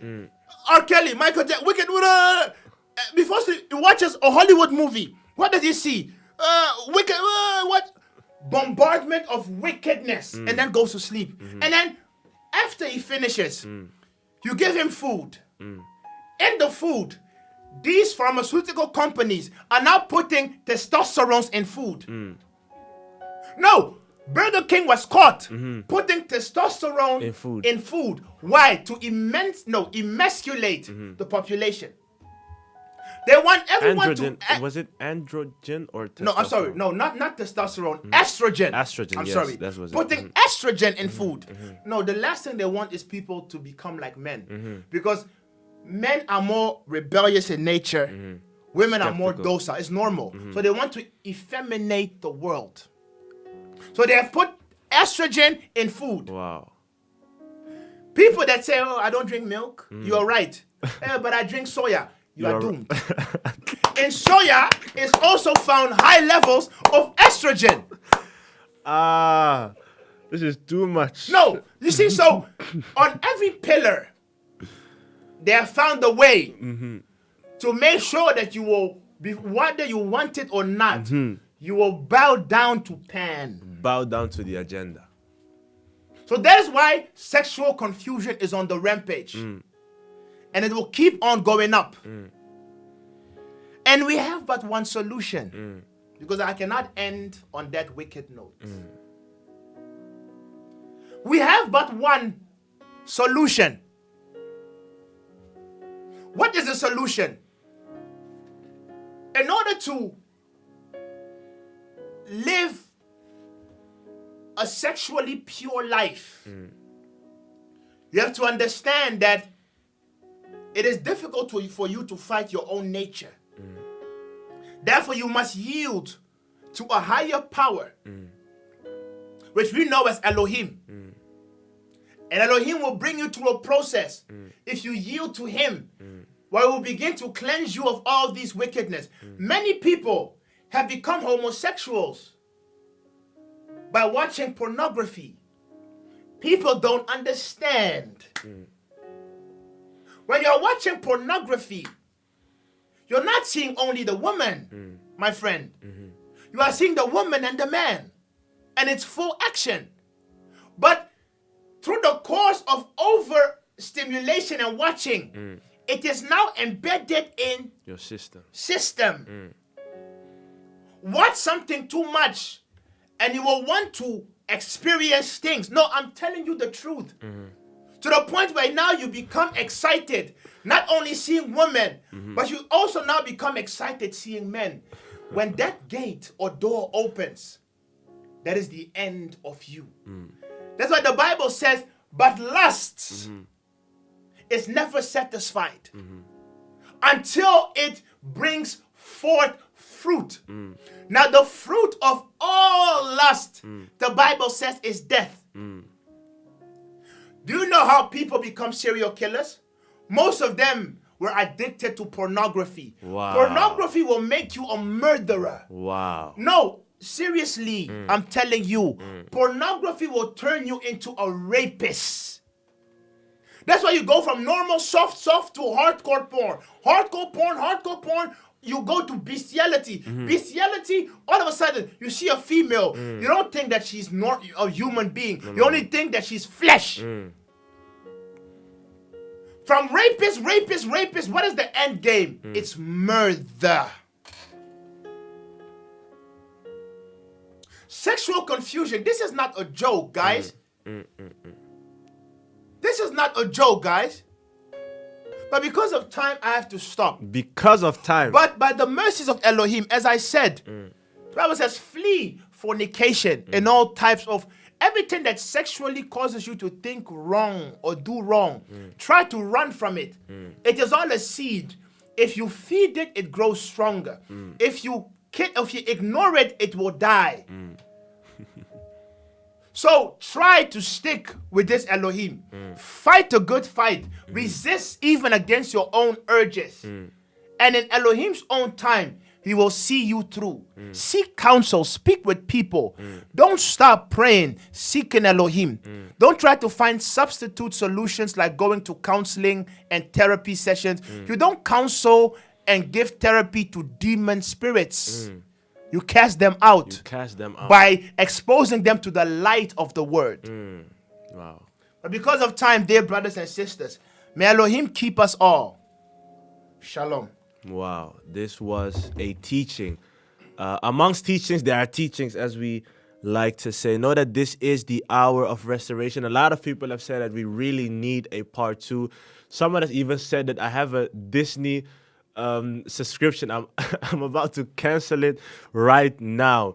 Whatever you do, think about it, and all everything that we are trying to do is just to bring you closer to the domain and the presence of Elohim. Know that this is the hour of restoration. The theme of this whole month was this generation, and this was the conclusion of this month's theme. We are coming your way with a new theme next week, but if you missed the previous topics of this theme, know that you can find us on YouTube, the Hour of Restoration Radio Show. You can find us on Facebook, the Hour of Restoration Show. All the videos that we did, all the teachings that we did, you can find them there, and also on SoundCloud, the Hour of Restoration. We hope to see you again next week when we'll touch a new theme. Keep an eye on our social media pages and keep an eye on this show. And we hope to see you again next week, a new theme and a new topic. Have a wonderful, wonderful Sabbath. Selah.